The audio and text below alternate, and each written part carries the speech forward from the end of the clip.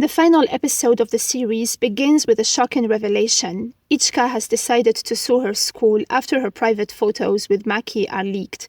She knows that this will likely lead to her being expelled, but a flashback reveals that her true motive is to challenge the school's controversial no romance rule. In a conversation with her mother, Ichika explains that her goal is to get rid of this oppressive rule, not just for herself, but for the students who remain, forced to hide their relationships out of fear of being exposed. As the trial opens, the judge questions the school principal about the no romance rule. The principal defends the rule as essential for protecting students both physically and mentally, ensuring that they stay focused on their studies. She emphasizes that Asuran Academy is a private institution with the freedom to enforce its own traditions and policies. Maki, feeling guilty for not standing by Ichika sooner, apologizes and holds her hand. Despite the existing rule, Ichika draws strength from Maki's support, confessing that he gives her the power to endure the trial.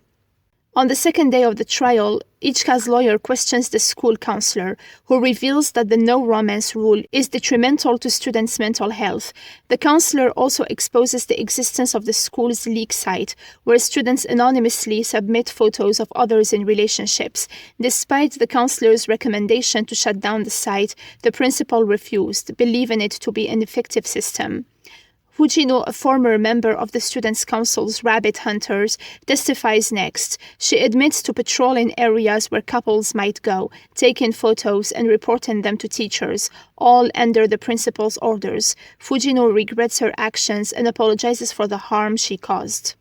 When Ichika takes the stand, she describes the invasion of privacy she suffered when her photos with Maki were leaked. The school's lawyer tries to discredit Ichika by questioning her mother, suggesting that Ichika only challenged the rule after her own romance was exposed. Maki defends her, admitting that while she initially sought financial gain, she eventually became motivated by a genuine desire to help other students. However, since Ichika can't reveal the names of the students she helped, her argument is weakened.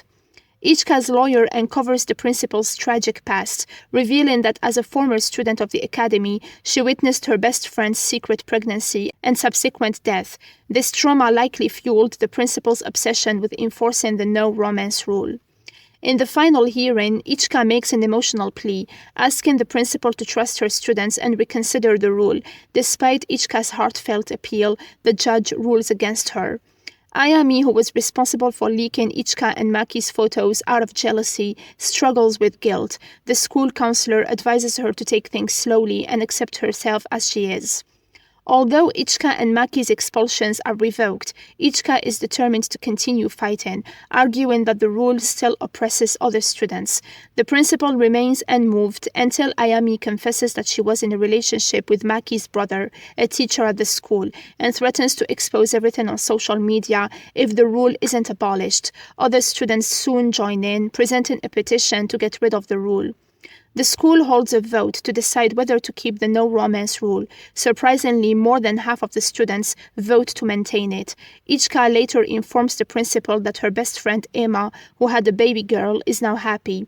The principal, aware of Emma's situation, insists that the rule was necessary and predicts that Ichika will understand this one day. 3 months later, Ichika writes a letter to Maki, who is studying overseas. She shares that she is working hard for the university entrance exam and has started to get along with the wealthier girls at school.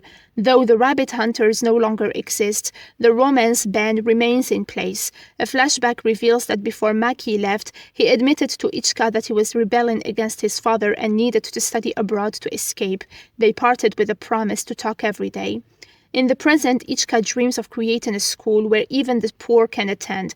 However, just as she arrives at the academy, she receives a message from LK, Love Killer, threatening to expose her romance with Maki unless she pays 500,000 yen. The season ends on this cliffhanger, leaving viewers questioning what will happen next.